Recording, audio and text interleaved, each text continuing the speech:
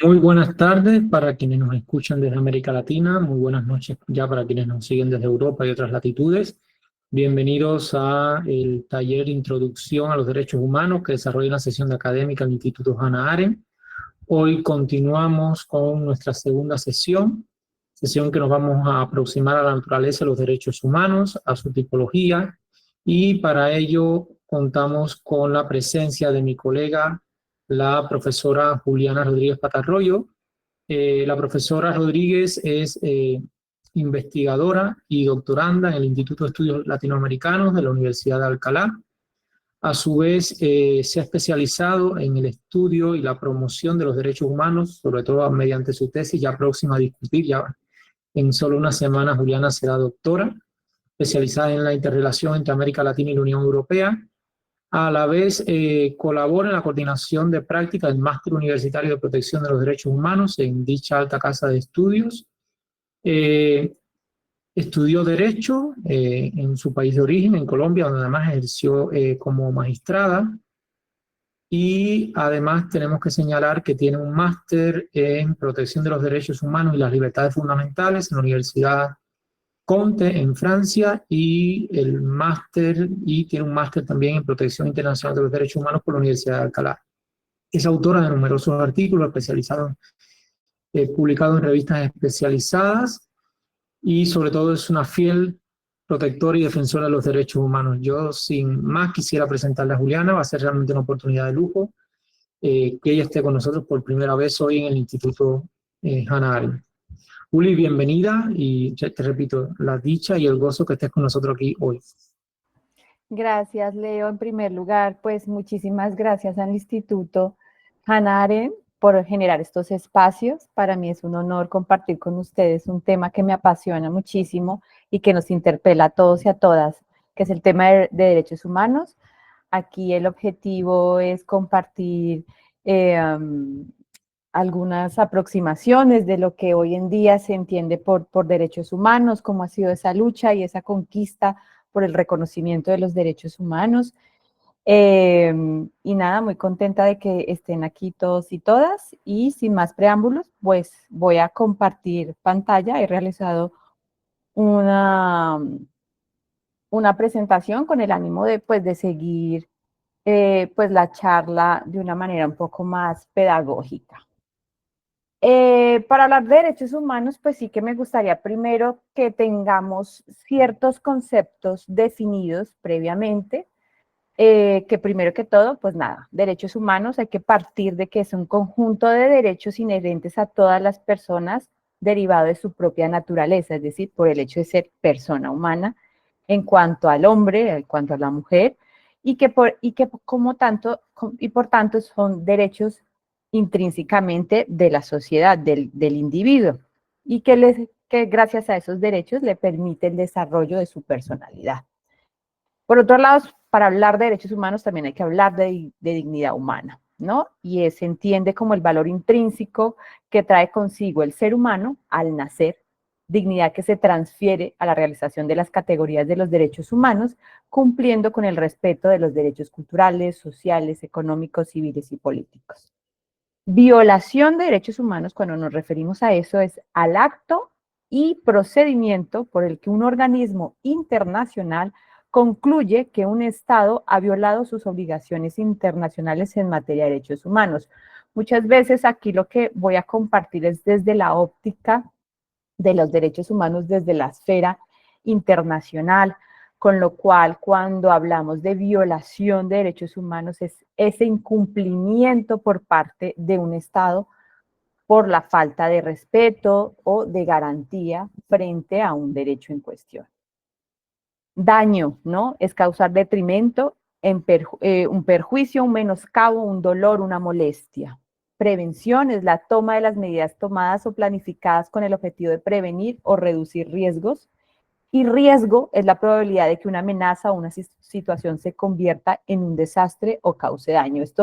Este tipo de terminología se va a empezar a emplear cuando hablamos de derechos humanos, ¿no? Daño, quién es el sujeto responsable, qué es violación de derechos humanos, qué son medidas de prevención, etc. Y a modo general, pues vamos a seguir una ruta el día de hoy de, primero, qué son los derechos humanos. Otro punto es el Estado como el sujeto responsable de los derechos humanos. Y también vamos a hablar de sistema interamericano, qué es, ¿no? Cuáles son sus características, el origen. Vamos a hablar de un instrumento fundamental que es la Convención Americana sobre Derechos Humanos. Y dentro de esto, pues vamos a hablar de dos organismos importantes, dos órganos, que es la Comisión Interamericana y la Corte Interamericana, que a lo mejor algunos ya han escuchado de estos dos órganos de protección. Sin más preámbulo, pues nada, es importante hablar de que los derechos humanos, vuelvo y quiero reforzar esto, son estos derechos que tenemos todos por el hecho de ser seres humanos, básicamente, ¿no? Y estos derechos son universales, son inherentes a toda la humanidad con independencia de la nacionalidad, el género, el origen étnico o nacional, el color, la religión, el idioma o cualquier otra condición.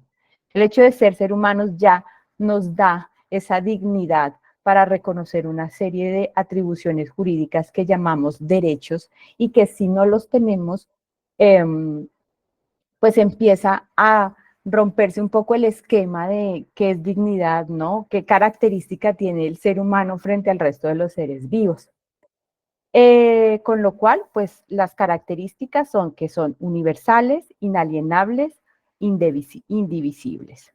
Hablamos de universalidad porque es la piedra angular del derecho internacional de los derechos humanos. Universal significa que aplica para todos los seres humanos con independencia de la característica del Estado, de la cultura, etc.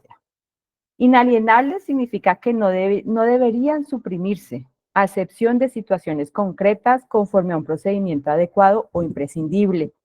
Es decir, que no tienen una fecha de caducidad. Sin embargo, sabemos que hay ciertos derechos que podemos restringir, como por ejemplo, cuando una persona comete un delito, ¿no? Se le puede restringir su derecho a la libertad o ciertos derechos que están previamente regulados.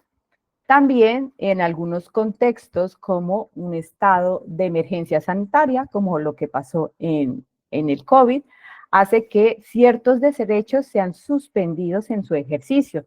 Por ejemplo, los niños no podían ir a sus escuelas o era muy complicado ejercer la libertad de religión, la libertad de circulación. Sin embargo, es importante decir que no todos los derechos pueden estar sujetos de esta restricción. Es decir, hay un núcleo duro de derechos humanos que sin importar las circunstancias nunca pueden ser suprimidos. Por ejemplo, estoy hablando del derecho a la vida, estoy hablando del derecho a la integridad, estoy hablando hacia el derecho de las garantías judiciales. Es decir, si existe un estado de emergencia o cualquier otro contexto excepcional donde un Estado o un gobierno tenga la potestad de restringir ciertos derechos, hay derechos que no se pueden tocar porque si se suspenden, rompen con la vida digna o con la dignidad humana, perdón, del ser humano. Estos, por ejemplo, ¿dónde los podemos ver? Pues ahí es cuando los invito a ver la Convención Americana sobre Derechos Humanos y hay un artículo que regula justamente ese núcleo de derechos que no puede un Estado suspender bajo ningún contexto. Dicho esto, pues quiero un poco compartir un video donde podemos ver de una manera histórica cómo ha sido la conquista de los derechos humanos. Hoy en día sí que hablamos del reconocimiento de estos derechos, de que existen garantías, de que existe una constitución o existen tratados internacionales, pero históricamente han existido contextos de luchas de reivindicación para que hoy en día se exija el cumplimiento, el reconocimiento y la protección de derechos humanos. Entonces voy a darle clic a este video y lo vamos a ver.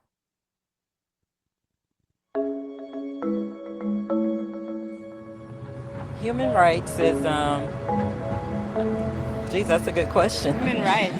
Well, that's tough. Wow. Права человека. I don't even know how to give that a definition. I would probably have to do a little bit of homework or something. Yeah, any right that I think just as a normal, human, The rights that humans have. Oh, that's a very large debate. No es que semantic. Que tú le puedes preguntar a 20 personas y te van a dar 20 diferentes opiniones. Non saprei, è una domanda complicatissima. Because we just take them for granted that they're there, but we don't even consider what they are.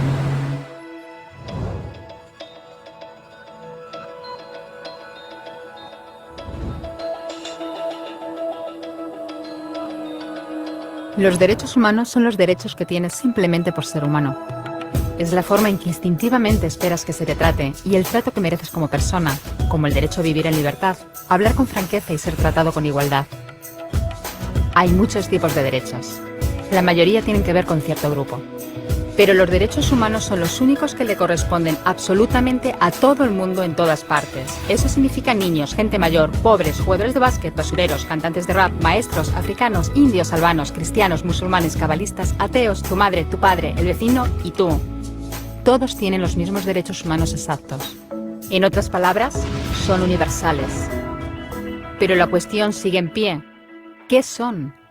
Name the human rights? What the human rights are? The right to live.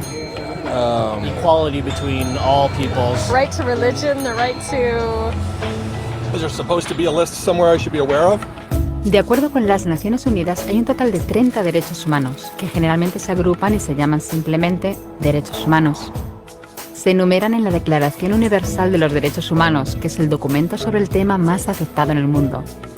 Pero llevó mucho tiempo para que llegaran. Al principio no había derechos humanos.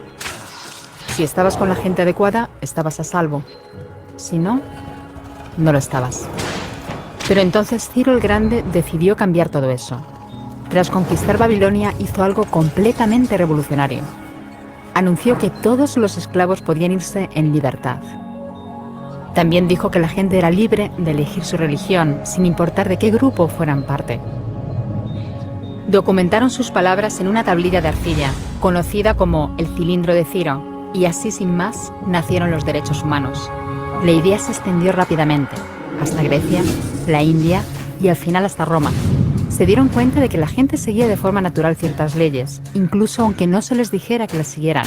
Llamaron a esto derecho natural, pero siguió siendo pisoteado por quienes se encontraban en el poder. No fue hasta 1000 años más tarde en Inglaterra donde finalmente hicieron que el rey estuviera de acuerdo en que nadie podía invalidar los derechos de la gente, ni siquiera un rey. Los derechos de la gente fueron finalmente reconocidos y estaban ahora a salvo de los que estaban en el poder. Hasta cierto punto.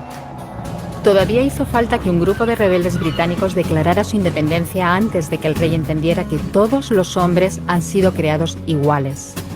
Es decir, no es que a él le gustara la idea, sino que no pudo pararlos, y así nació América.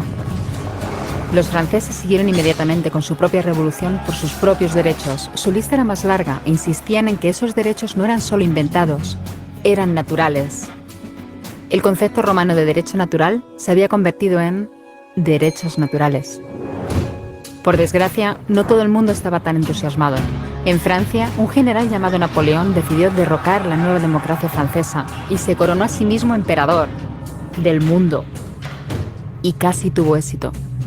Pero los países de Europa unieron fuerzas y lo derrotaron. y los derechos humanos eran una vez más un tema candente. Se redactaron acuerdos internacionales garantizando ampliamente muchos derechos por toda Europa, pero solo a través de Europa. El resto del mundo de alguna forma todavía no cualificaba. En vez de eso fueron invadidos, conquistados y consumidos por los enormes imperios europeos. Pero entonces un joven abogado de la India decidió que ya había sido bastante. Se llamaba Mahatma Gandhi y frente a la violencia insistió en que toda la gente en la Tierra tenía derechos, no solo en Europa. Al final, hasta los europeos empezaron a estar de acuerdo. Pero no iba a ser tan fácil. Habían estallado 2 guerras mundiales. Hitler exterminó a la mitad de la población judía de la Tierra en los horrorosos campos de muerte nazi. En total, 90 millones de personas habían muerto. Nunca los derechos humanos habían estado tan horriblemente cerca de la extinción. Y nunca había estado el mundo tan desesperado por un cambio. De forma que los países de la Tierra hicieron causa común y formaron las Naciones Unidas. Su propósito básico era reafirmar la fe en los derechos humanos fundamentales, en la dignidad y el valor de la persona humana. ¿Pero qué eran los derechos humanos? ¿Eran las proclamaciones de Ciro? ¿El derecho natural de Roma? ¿Las declaraciones de Francia? Todo el mundo parecía tener una idea ligeramente distinta de lo que deberían ser los derechos humanos. Pero bajo la supervisión de Eleanor Roosevelt, finalmente se pusieron de acuerdo en una serie de derechos para absolutamente todo el mundo. La Declaración Universal de Derechos Humanos. El concepto francés de los derechos naturales se había convertido finalmente en los derechos humanos. Así que, en resumen, al principio solo unos cuantos afortunados tenían derecho alguno, hasta que uno de ellos decidió, oye, otra gente también debería tener derechos, lo que fue estupendo, salvo que no todo el mundo estuvo de acuerdo. Y solo que llevó unos cuantos miles de años de lucha, declaraciones y más lucha hasta que finalmente todo el mundo estuvo de acuerdo en que los derechos humanos deberían ser para todos. Y vivieron felices y comieron perdices. Salvo que hay un pequeño problema. Si la gente tiene derecho a la comida y el cobijo, ¿por qué hay 16.000 niños muriendo de hambre cada día? 1 cada 5 segundos. Si la gente tiene libertad de expresión, ¿por qué hay miles de personas en prisión por hablar claro? Si la gente tiene derecho a la educación, ¿por qué hay más de 1.000 millones de adultos incapaces de leer? Si la esclavitud ha sido abolida verdaderamente, ¿por qué hay 27 millones de personas todavía esclavizadas hoy en día? Más del doble de las que había en el siglo XIX. El hecho es que, cuando se firmó, la Declaración Universal de los Derechos Humanos no tenía la fuerza de la ley, era opcional. Y a pesar de muchos más documentos, convenciones, tratados y leyes, todavía es poco más que palabras en una página. Así que la cuestión es, ¿quién hará que esas palabras sean una realidad? Cuando el Dr. King se manifestó en pro de la igualdad racial, se estaba manifestando por los derechos que las Naciones Unidas habían garantizado hacía casi 2 décadas. Pero con todo, se manifestó. Cuando Nelson Mandela defendió la justicia social en la década de 1990, su país ya había estado de acuerdo en abolir esa discriminación desde hacía ya casi 40 años. Pero con todo, él luchó. Los que luchan hoy en día contra la tortura, la pobreza y la discriminación no son gigantes o superhéroes. Son gente, niños, madres, padres, maestros, individuos librepensadores que se niegan a quedarse callados, quienes se dan cuenta de que los derechos humanos no son una lección de historia, no son palabras en una página, no son discursos, ni anuncios, ni campañas de relaciones públicas. Son las elecciones que hacemos cada día como seres humanos. Son la responsabilidad que todos compartimos, de respetarnos mutuamente, ayudarnos y proteger a los necesitados. Como Eleanor Roosevelt dijo, ¿dónde empiezan después de todo los derechos humanos universales?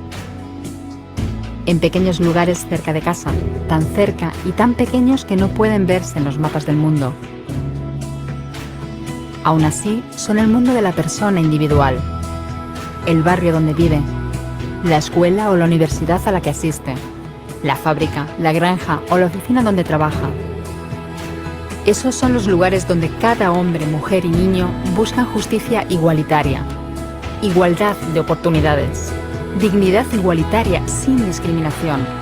A menos que esos derechos tengan un significado ahí, tienen muy poco significado en cualquier otra parte.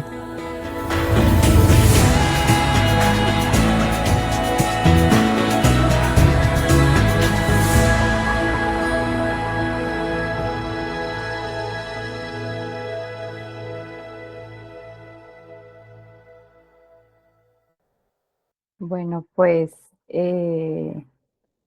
creo yo que este video nos ayuda muchísimo porque nos permite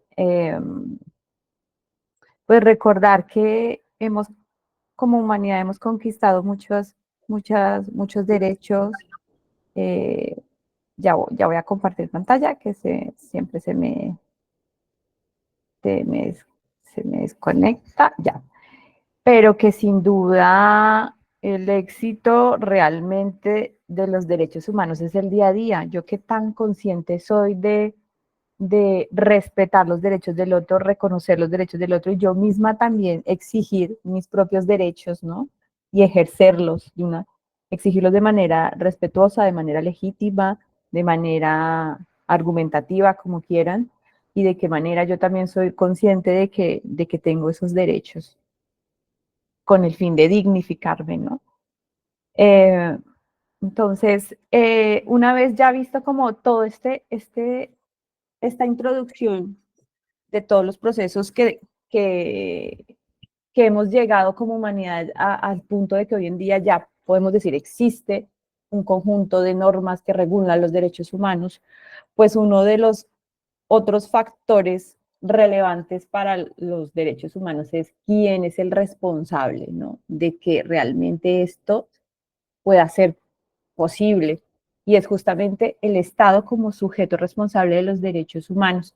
Desde un plano internacional, la manera en que realmente se respetan, reconocen y se protegen los derechos humanos es a través del Estado, quien es esta figura jurídica que tiene toda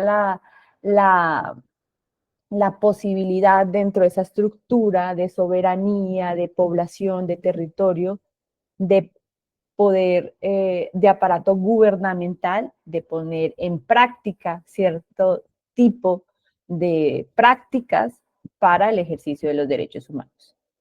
Y a modo como muy general, en el derecho internacional de los derechos humanos, existen 3 obligaciones que se espera un Estado democrático ejecute para respetar y proteger los derechos humanos. Primero es la obligación de respetar y básicamente es como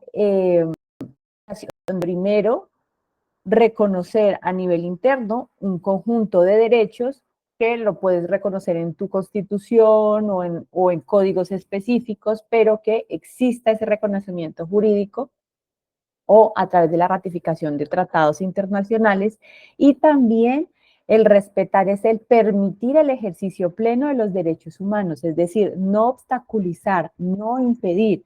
Por ejemplo, si un menor de edad acude a urgencias a un hospital de un estado público, este servicio no debe negarse. O si uno necesita acudir ante no sé, ante la policía porque le han robado y quiere presentar una denuncia, este derecho, ¿no?, a denunciar no tiene por qué ser obstaculizado. Entonces, la obligación de respeto es una obligación de permitir que el individuo ejerza libremente sus derechos humanos. Ahora bien, desde la práctica sí que puede existir ciertas regulaciones proporcionales, objetivas, que puedan regular sin llegar a ser arbitrario alguna restricción. En cuanto a la obligación de garantizar o la obligación de proteger, es básicamente una obligación de actuar, de que toda una estructura exista para que en caso de alguna vulnerabilidad que se tenga, pues se acuda a ella y de esta manera se proteja un derecho. Es decir, existe todas unas instituciones nacionales con el ánimo de proteger, promover los derechos humanos, las defensorías del pueblo, la comisaría de policía, los funcionarios del Estado para brindar algún servicio, registro civil, es decir, es toda una actuación positiva, una obligación de hacer para que se pueda proteger un derecho humano. Y finalmente la obligación de adecuar el derecho interno, que básicamente es que se espera que los estados democráticos se alineen con estos estándares internacionales de la protección y la promoción de los derechos humanos. Por ejemplo, si está prohibido la tortura, tratos crueles, inhumanos o degradantes, que efectivamente no exista una normativa contraria a esos principios generales de los derechos humanos, que la dignidad humana sea un pilar fundamental dentro de un Estado, que se garantice la igualdad y no discriminación, ciertos estándares que se espera que un Estado aplique de manera, no solamente bajo un reconocimiento normativo, sino que también de una manera efectiva. De nada sirve tener una constitución muy garantista si en la práctica los funcionarios no garantizan los derechos humanos. Entonces, cuando se habla de adecuar, es tanto desde un plano legislativo, pero también desde la práctica, es decir, que la aplicación de esas normas sean efectivas. Estas son como las 3 obligaciones generales que se espera que un Estado, vuelvo y reitero, actúe, ¿no? O se obligue en función a sus derechos, a todos los derechos humanos. No obstante, hay ciertos grupos poblacionales de derechos humanos que requieren obligaciones específicas, ¿no? Poblaciones específicas como niños o poblaciones indígenas o poblaciones de la tercera edad, etcétera. Entonces, aunque hay unas generalidades, también hay otras particularidades que se van a activar en función de la característica y las necesidades propias de un grupo poblacional en particular. Teniendo en cuenta esto a nivel internacional, que es como la invitación de analizar o de abordar los derechos humanos en el día de hoy, pues existen como 2 sistemas importantes: el Sistema Universal de Derechos Humanos y los sistemas regionales de derechos humanos. El Sistema Universal, que está como el escudo, lo podemos ver, está identificado, está relacionado con Naciones Unidas, ¿no? La ONU es ese conjunto de normas y organismos internacionales que promueven y protegen los derechos humanos a nivel global. Es cuando los estados, con independencia de su ubicación geográfica, se adhieren a algún pacto, algún convenio, alguna convención, alguna declaración, con el ánimo de poner en marcha ciertas buenas prácticas o, por qué no, ciertos compromisos internacionales con un fin específico de promover los derechos humanos. Y a nivel regional se va a ubicar según la situación geográfica en la que se encuentren los estados, es decir, está el Sistema Europeo de Derechos Humanos, está el Sistema Interamericano de Derechos Humanos y el Sistema Africano de Derechos Humanos. Estos sistemas, pues, lo que permiten es que analizar los contextos propios de la región. No es lo mismo las problemáticas actuales que atraviesa la Unión Europea, bueno, el continente europeo, perdón, que el continente americano. Entonces, esas especificidades sí son importantes porque de esa manera se pueden implementar acciones concretas y cooperativas en la región como tal. Como mi expertise está en el enfoque del Sistema Interamericano de Derechos Humanos, pues el día de hoy vamos a profundizar sobre qué es el Sistema Interamericano. Entonces vamos a ver un video muy cortito para que nos dé un poco de contexto de qué son los sistemas regionales de protección de derechos humanos y específicamente el Sistema Interamericano.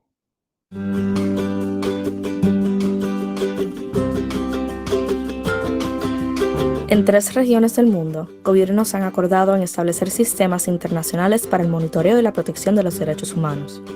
Uno de ellos es el Sistema Interamericano para la Protección de Derechos Humanos, creada por la Organización de los Estados Americanos. El litigio y otras formas de incidencia ante el sistema interamericano pueden ser herramientas poderosas para llamar la atención sobre cuestiones de derechos humanos. darle a las víctimas una oportunidad para ser escuchadas y promover reformas en las políticas y prácticas estatales. El sistema está compuesto por 2 órganos de protección: la Comisión Interamericana de Derechos Humanos y la Corte Interamericana de Derechos Humanos, los cuales ejercen diferentes funciones. La Comisión vela por la protección de los derechos humanos en los 35 países en las Américas. Recibe denuncias, conocidas como peticiones, para determinar si un Estado ha violado los derechos humanos de una persona o un grupo de personas y, de ser el caso, cuáles medidas debería de tomar el Estado para reparar el daño ocasionado a la víctima y evitar que hechos similares vuelvan a ocurrir en el futuro. Los 7 comisionados visitan países en la región, sostienen audiencias en relación a temas de interés y publican informes sobre la situación de derechos humanos. El trabajo de los relatores de la comisión ayuda a aumentar su pericia y cultivar el conocimiento y conciencia sobre temas de prioridad, tales como los derechos de comunidades o grupos específicos.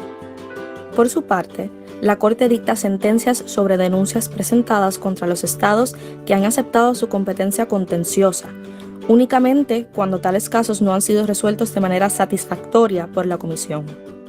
20 estados han aceptado la jurisdicción de la Corte. En situaciones de gravedad y urgencia, ambos órganos, la Corte y la Comisión, pueden solicitar al gobierno que tome medidas para prevenir daños irreparables a las personas o al objeto de una petición. Estas medidas son conocidas como medidas cautelares o provisionales. No es la función del sistema interamericano revisar las sentencias dictadas por cortes nacionales que actúen dentro de su competencia y respetando los derechos fundamentales de las partes. Por lo general, antes de acudir a la comisión, los peticionarios deben tratar de resolver el problema por medio de los procesos judiciales nacionales. Además, la comisión y corte no pueden decidir la culpa o inocencia de las personas. Con la presentación de una petición, participación en una audiencia temática, reunión con un relator y el uso de los informes de la comisión, los defensores de derechos humanos pueden aumentar el conocimiento público sobre algún problema de derechos humanos y generar presión para promover reformas. Para tener un mayor impacto, la incidencia ante el sistema interamericano debería de ser parte de una amplia estrategia de defensa, la cual también puede incluir el monitoreo a nivel local, negociación con el gobierno y esfuerzos para asegurar que la comunidad afectada esté consciente de los resultados.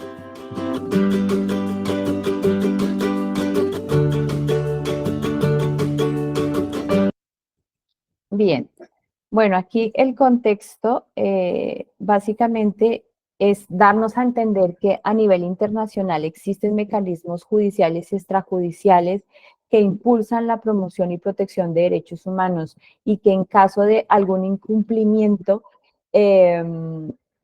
pues está el derecho internacional que tiene la particularidad de ser subsidiario cuando, o de activarse, cuando un Estado, por circunstancias gubernamentales, de arbitrariedad o entre otras características contrarias a los derechos humanos, pues no vela por la protección y promoción de los derechos humanos. Con lo cual, el Sistema Interamericano de Protección de Derechos Humanos está dentro de la Organización de los Estados Americanos. Aquí observamos todo, aquí actualmente son los 34 países de América que forman parte de la OEA, los que están ahí en verde, y los que están en rojo, que es Cuba y Nicaragua, pues son países que ya no forman parte de la OEA, se retiran. ¿Por qué? Porque uno de los objetivos es que la Organización de los Estados Americanos estén en contextos de países que tengan unos pilares, ¿no? Como la democracia, los derechos humanos, la seguridad y el desarrollo. Venezuela todavía está en un proceso de evaluación, con lo cual, pues esto tiene impactos geopolíticos en la región. Bien, la OEA tiene el propósito de afianzar la paz y la seguridad del continente, promover y consolidar la democracia relativa dentro del respeto al principio de no intervención, prevenir las posibles causas de dificultades y asegurar la solución pacífica de controversias que surjan dentro de los Estados miembros de la OEA. También procura la solución de problemas políticos, jurídicos y económicos y promueve acciones de cooperación para el desarrollo económico, social y cultural de la región. Y finalmente, pues busca como propósito erradicar la pobreza crítica en la región, con lo cual podemos observar que estos órganos, esta organización regional no solamente tiene objetivos de tipo jurídico, sino que también tiene unos impactos de tipo político, económico, social y cultural de la región, donde pues a todos nos conviene como región pues que sumar para lograr todos estos objetivos, y es la razón por la cual se crean estas instancias regionales.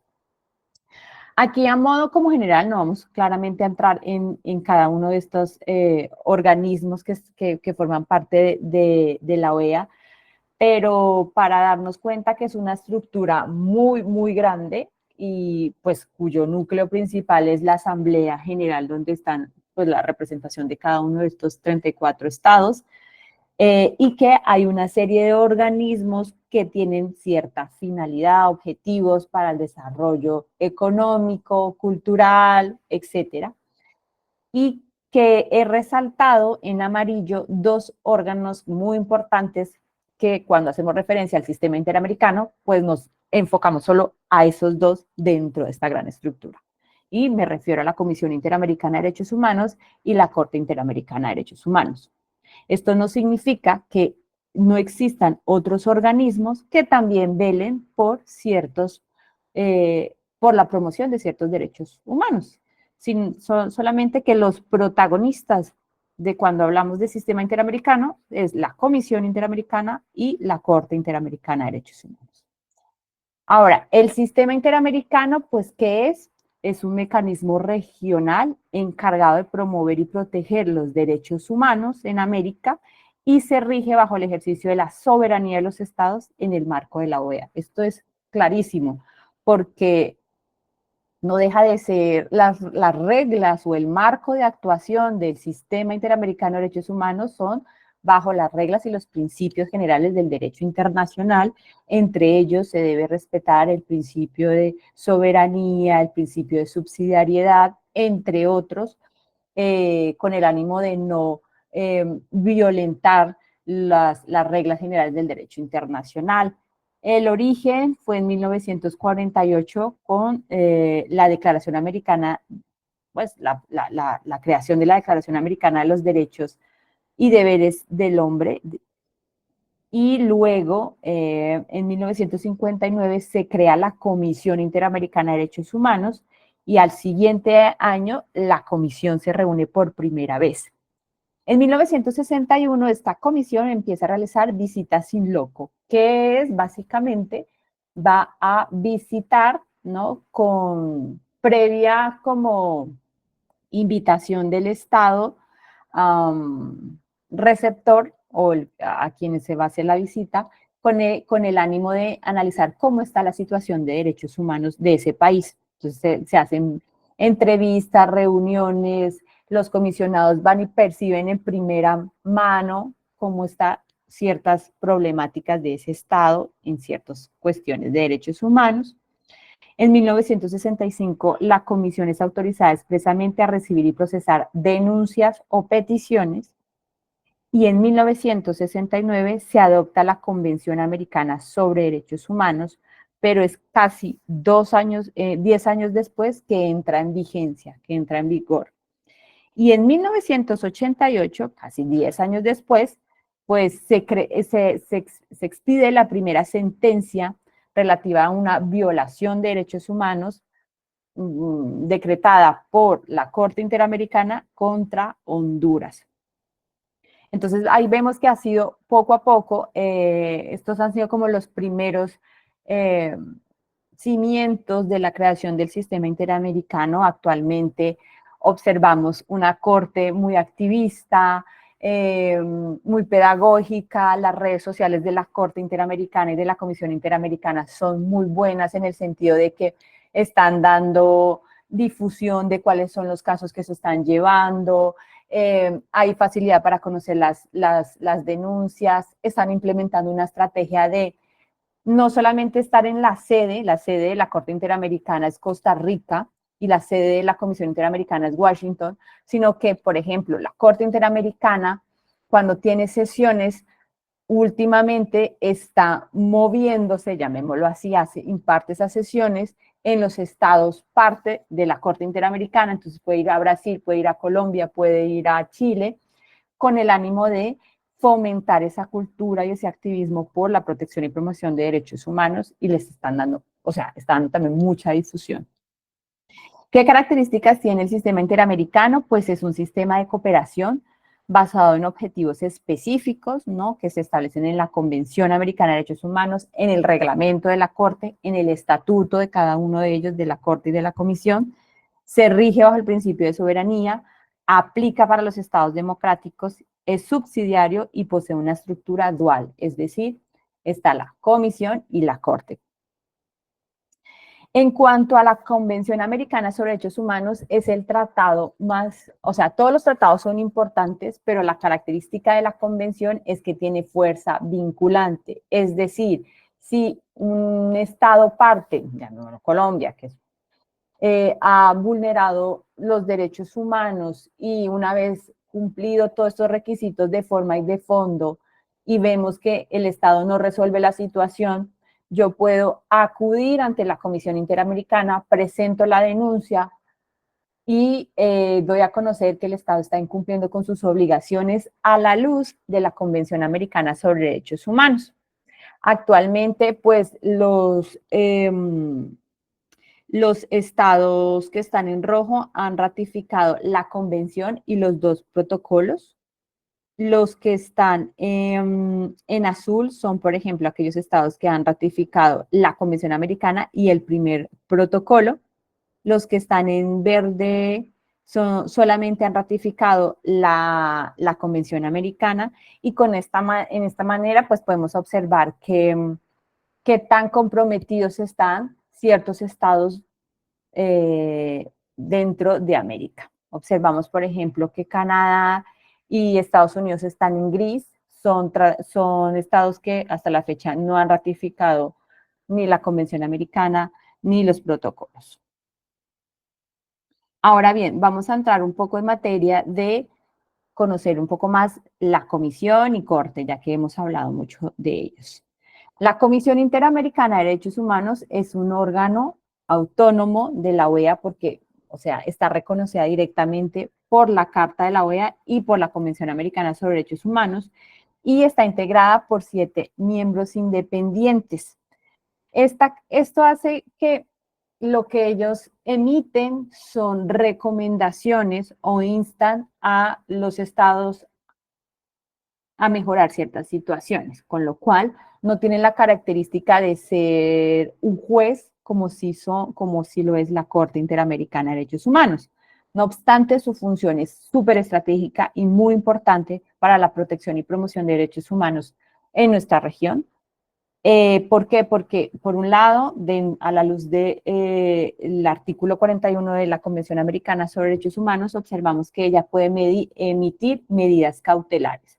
Es una figura de protección que más adelante vamos a abordar, pero que es muy importante con el ánimo de proteger y prevenir la violación irreparable, irreversible de una situación, la irreversible de un derecho humano, y que se busca como una protección inmediata, y ella tiene esa atribución. Puede solicitar una medida cautelar para que se proteja al individuo frente a una violación irreversible, ¿no? Hace esas visitas in loco, como les decía, hace como esas visitas que son importantes, realiza y publica estudios temáticos, solicita opiniones consultivas a la Corte, que son básicamente las opiniones consultivas, es solicitarle a la Corte profundice en ciertos artículos o cierta interpretación o cierta temática, con el ánimo de que, aunque no tiene la misma fuerza que una sentencia,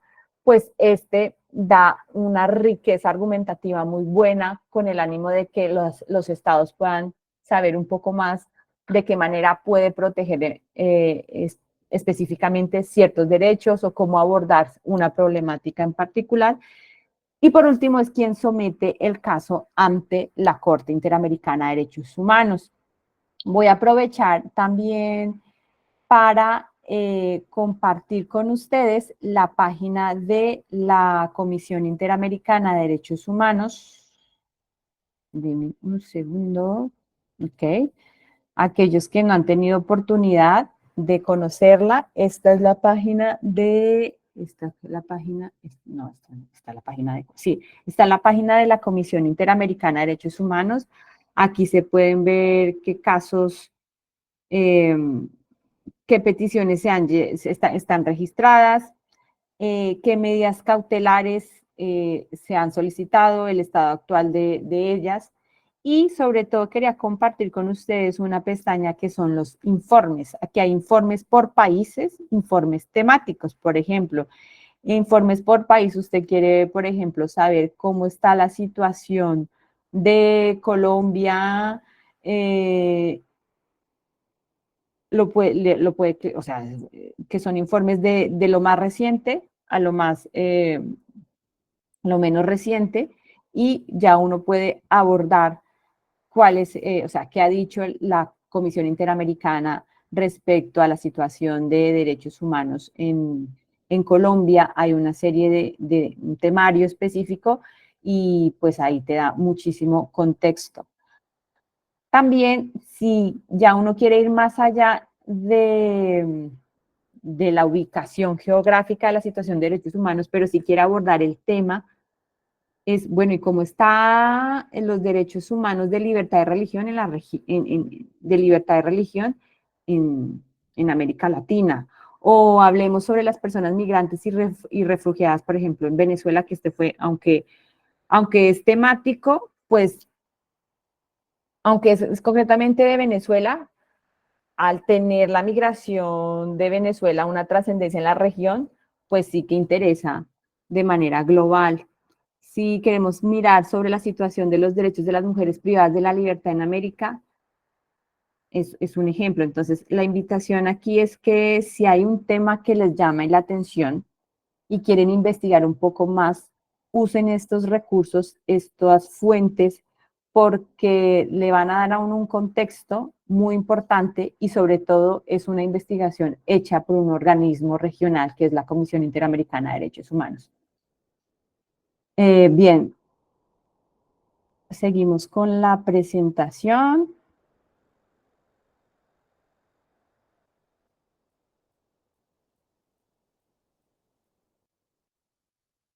Ya, dicho esto, pues quería con ustedes dar a conocer una figura que también se mencionó en el video y que hace poco mencioné de que es una de las funciones que hace la Comisión Interamericana, es el desarrollo de la figura de la medida cautelar.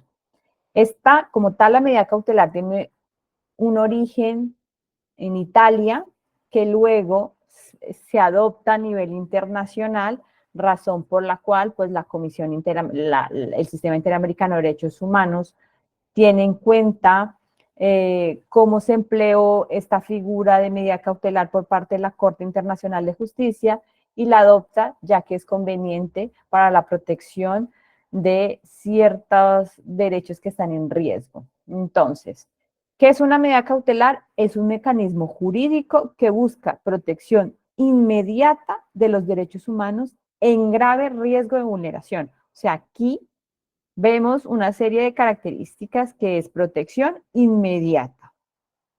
Segundo, que está dirigida a la protección de derechos que están en grave riesgo de vulneración. Es decir, no basta con que sea un riesgo, tiene que ser un grave riesgo.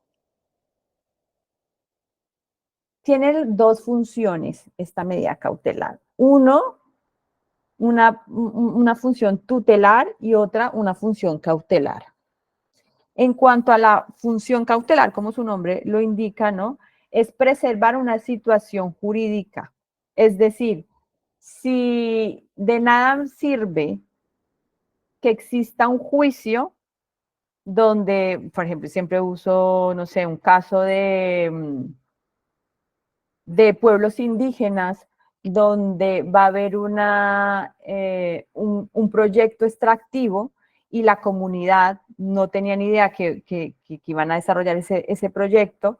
Lo que muchas comunidades usan es la medida cautelar para que frenen ese proyecto hasta tanto no hagan, por ejemplo, la consulta previa o estudios de impacto social y ambiental, y ya después deciden si realmente el proyecto se ejecuta o no. Entonces son como situaciones que se quieren que se actúe de manera inmediata para que mientras se ejecuta un proceso, pues no se vaya a afectar la situación. Y tutelar es que busca preservar el ejercicio de los derechos humanos fundamentales, es decir, que vele por evitar daños irremediables, irreversibles a las personas, ¿no? Estamos hablando de, por ejemplo, aplicación de una pena de muerte, entonces se dio cuenta que en el proceso no hubo una valoración objetiva de las pruebas y finalmente esta persona fue condenada, pero el abogado se da cuenta que hay unas irregularidades e inconsistencias, solicita la medida cautelar para que no se aplique la pena de muerte y se revise el proceso y ya así evitar la afectación del derecho a la vida, ¿no? ¿Qué características tiene la medida cautelar? Uno, no es obligatorio el previo agotamiento de recursos internos, es decir, esto es una excepción a la regla general del derecho internacional, que es la subsidiariedad. Básicamente la subsidiariedad es primero agota todos los recursos que tienes dentro del Estado y una vez agotado o ves que los procesos son muy dilatados o el Estado no está, existe el mecanismo pero es ineficiente, puede acudir ante una instancia internacional. La medida cautelar no hay que llegar a esas circunstancias justamente por la inmediatez, por la figura misma. O sea, ante la Comisión Interamericana de Derechos Humanos no es necesario acudir al Estado para pedir protección o una medida de prevención y luego acudir a la comisión. No, se puede ir directamente. No requiere de unos medios probatorios formales, basta con un mínimo de detalle e información que permita apreciar prima facie una situación grave y urgente. Es decir, no tiene tanta formalidad como una denuncia contra violación de derechos humanos, pero sí hay que dar a conocer ciertas características.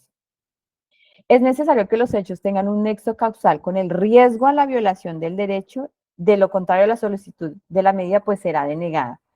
Y las medidas cautelares, como las medidas provisionales, las medidas profesionales es ante la Corte, pero tienen la misma finalidad, ¿no? No prejuzgan el fondo del asunto. El hecho de que uno interponga una medida cautelar no significa que ya va a ganar el caso o que la contraparte está perdiendo el caso, no. Es con independencia de eso se está pidiendo una protección inmediata por la urgencia y la gravedad de una situación que corre peligro un derecho. ¿Qué criterios se tienen en cuenta? Gravedad, urgencia y existencia de un daño irreparable. Gravedad. La definición es un serio impacto que una acción u omisión puede tener sobre un derecho protegido o sobre el efecto eventual de una decisión pendiente en un caso ante el sistema. Es decir, gravedad es que tengo que mostrar que existe un serio impacto, ya sea por acción u omisión, que me puede afectar mi derecho humano. ¿Y cómo se demuestra?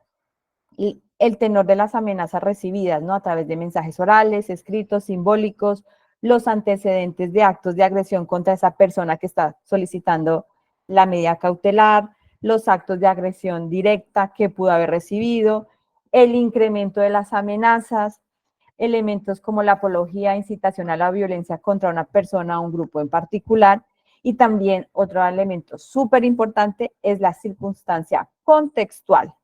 Es decir, si en el entorno de esta persona que está solicitando la medida hay un conflicto armado o no, hay un estado de emergencia o no, hay grados de eficacia o impunidad en el sistema judicial de ese estado, los indicios de discriminación contra grupos vulnerables o no, los controles ejercidos por el Poder Ejecutivo. O sea, no basta con decir, me pasó esto a mí, recibí unas amenazas en los últimos 3 años, cada vez ha sido peor, ya están amenazando a mi entorno, sino que también tengo que mostrar ciertas tendencias aquí El contexto es muy importante porque así, de esa manera se demuestra la gravedad. Hay ciertos perfiles donde son más sensibles o más expuestos a vulneración, ¿no?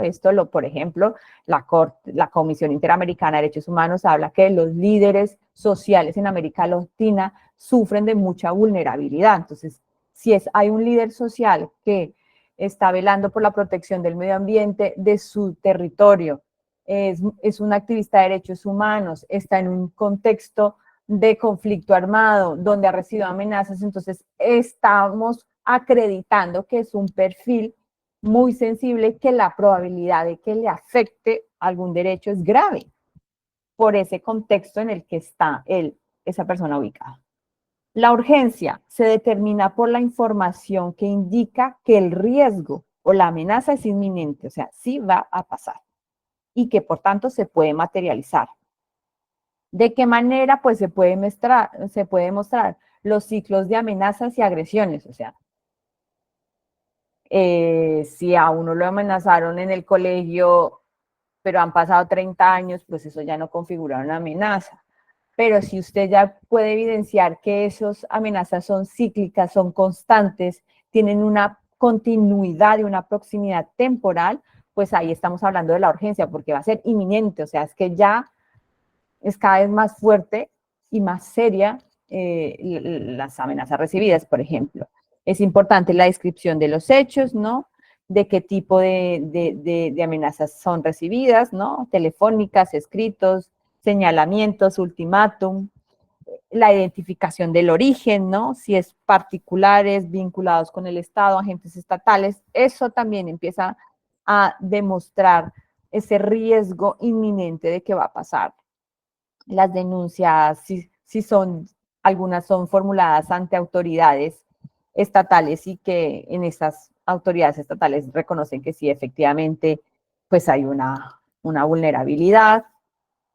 En cuanto a la descripción del contexto, sí es necesario valorar la cronología, ¿no? Y la identificación de personas afectadas.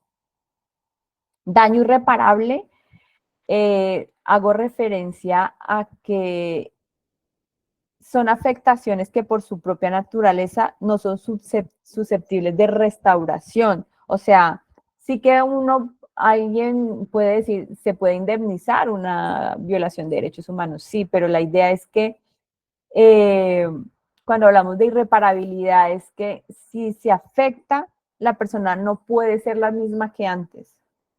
O sea, es de tal magnitud que realmente hay un antes y un después en caso de que se afecte esos derechos humanos, ese derecho en particular. ¿Cómo se demuestra? Pues que en los hechos contemplados en la solicitud tenga un soporte apropiado que demuestre la probabilidad de materializar una afectación de relevancia también para el sistema, ¿no? Y para los que lo solicitan. Hemos terminado como la parte de la Comisión Interamericana. Esto de la medida cautelar es una de las tantas funciones que tiene, es una medida muy, muy interesante que también podemos ver y visitar la página de la Comisión Interamericana y observar cuáles son, por ejemplo, las medidas cautelares que están activas. Aquí muchas veces es importante que cuando se pida una medida cautelar, ser muy claro en los hechos, tener ese nexo causal de gravedad y afectación, y sobre todo ser muy concretos de qué es lo que se quiere pedir, ¿no? ¿Qué medidas específicas quiere el denunciante se tengan en cuenta? Ya pasando al segundo órgano, pues estamos hablando de la Corte Interamericana de Derechos Humanos. Pues, tiene varias funciones, una función consultiva, contenciosa y preventiva. Es una institución judicial autónoma que tiene la función de interpretar la Convención Americana sobre Derechos Humanos y está regulada en función de su estatuto, el reglamento y la misma convención.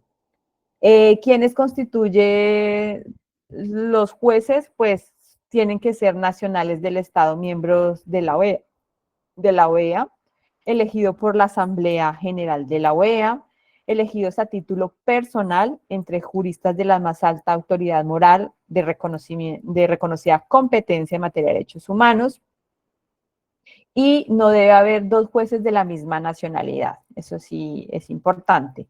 Tienen un mandato de 6 años y pueden ser reelegidos una sola vez. Aquí esta última cohorte de jueces, pues hay un número significativo de mujeres juezas. Creo que es algo que también es un mensaje muy positivo de cara a la protección y promoción de los derechos humanos y sobre todo a la reivindicación de los derechos, ¿por qué no de mujeres? Para que se llegue un caso ante la corte, como decimos, primero llega ante la comisión y luego este caso llega ante la corte.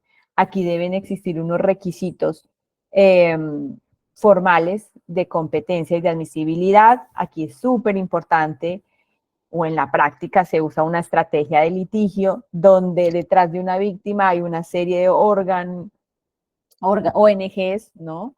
Que expertos en ciertas problemáticas y en ciertas temáticas, y el objetivo es que ese caso dé visibilidad y relevancia en la región. O sea, podemos hablar de migración o podemos hablar de explotación de recursos naturales en contra de pueblos indígenas.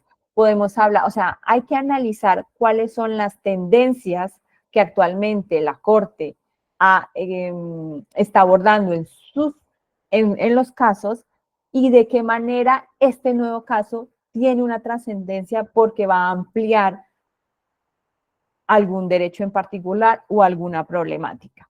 Y más allá de esa estrategia de litigio en donde se observa el contexto, ¿no?, de esa situación, pues hay un cumplimiento de unas rigurosidades, ¿no?, de que tiene que estar dentro de un tiempo establecido, que la persona que denuncia sea conforme a lo que la convención establece, que sea violaciones relacionadas con la Convención Americana de Derechos Humanos, en qué lugar se generó la vulneración, etc.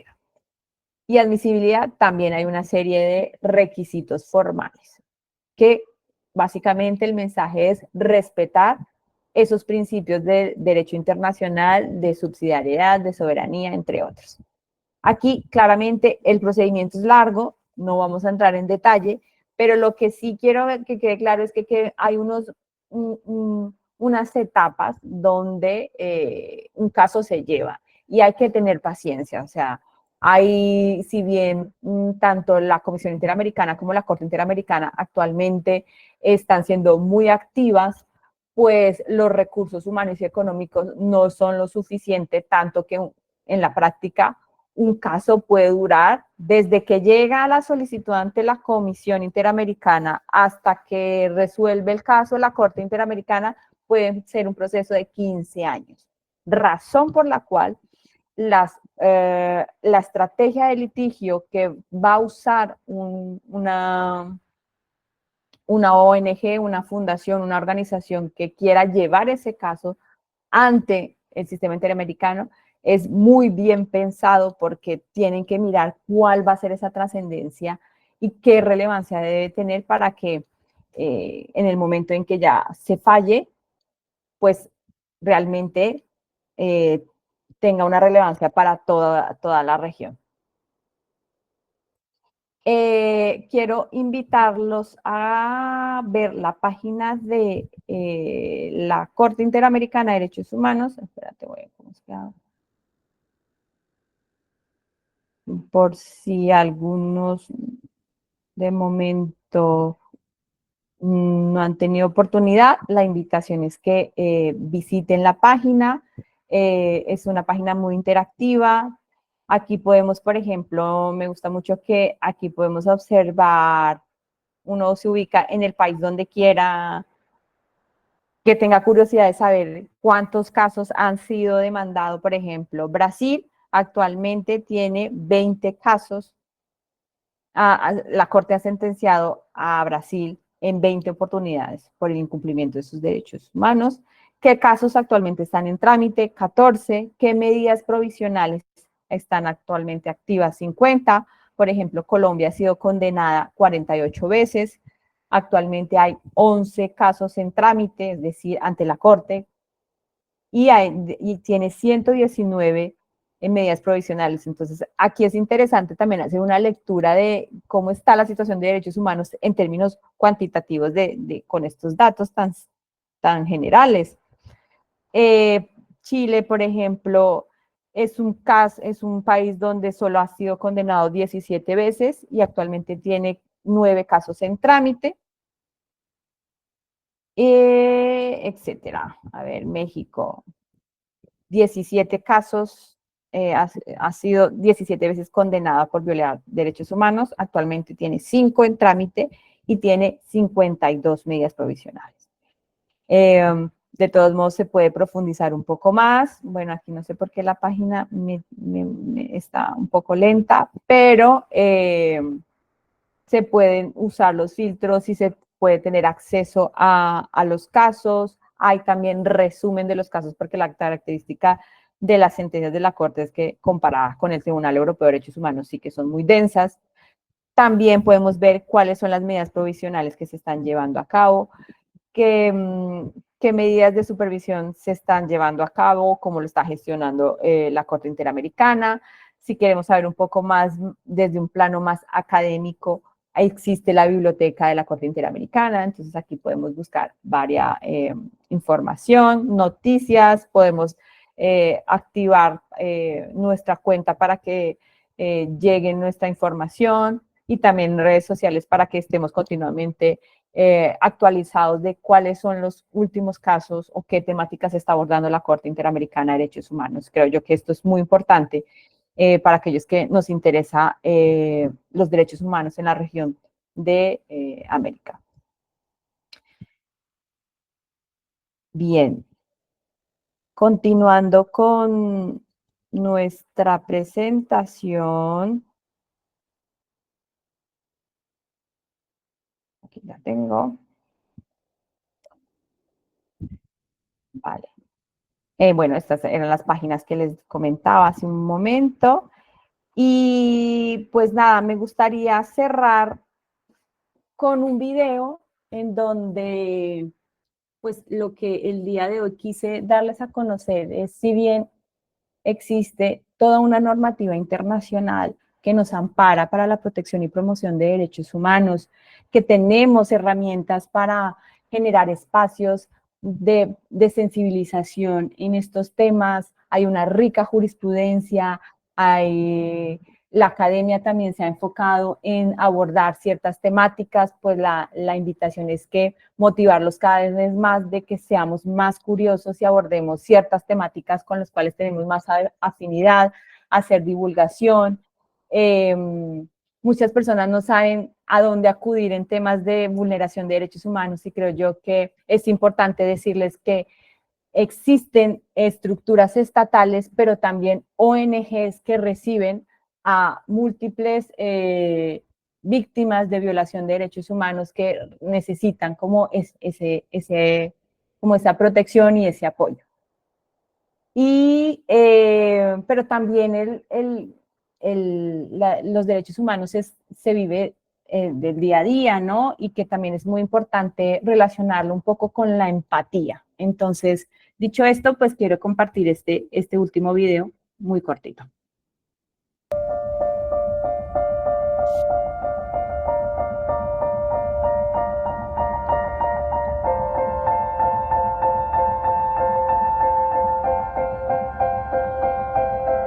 Les damos la bienvenida, muchas gracias por estar aquí.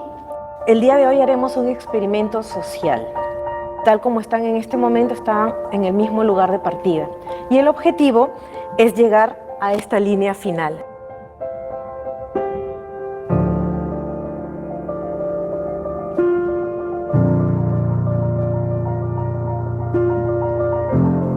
Tengo en mi casa agua y electricidad todo el día.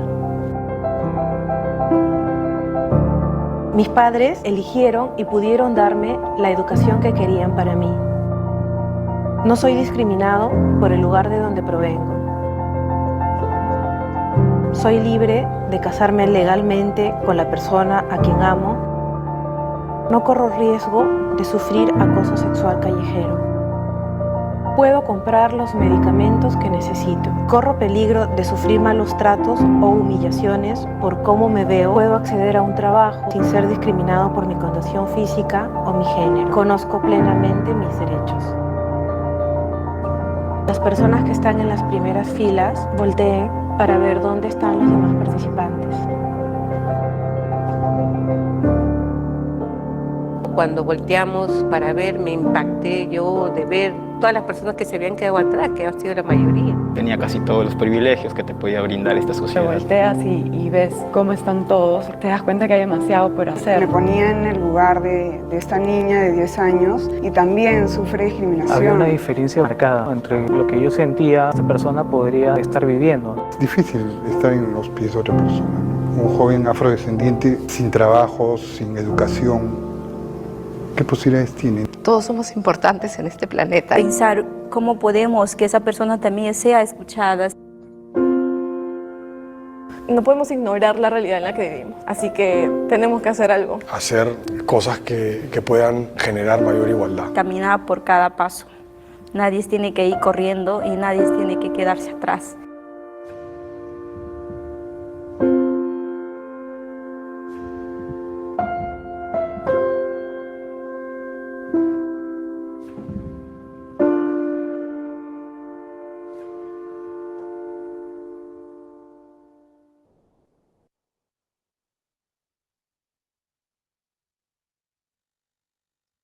Vale, bueno, pues con este pequeño video cierro mi sesión y agradezco a todos su disposición.